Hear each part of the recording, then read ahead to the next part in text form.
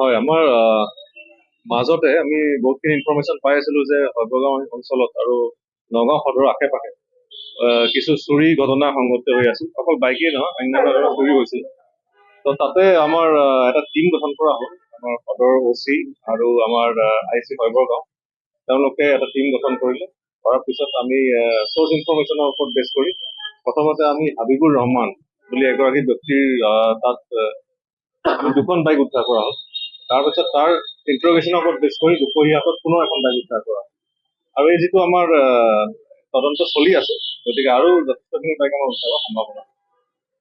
আৰু এই ক্ষেত্ৰত আমাৰ নগাঁও PS কেছ নম্বৰ 187/25 এটা কেছ ৰেজিষ্টাৰ কৰা হৈছিল আণ্ডাৰ ছেকশ্যন 303 ছাবছেকশ্যন 2 BNS।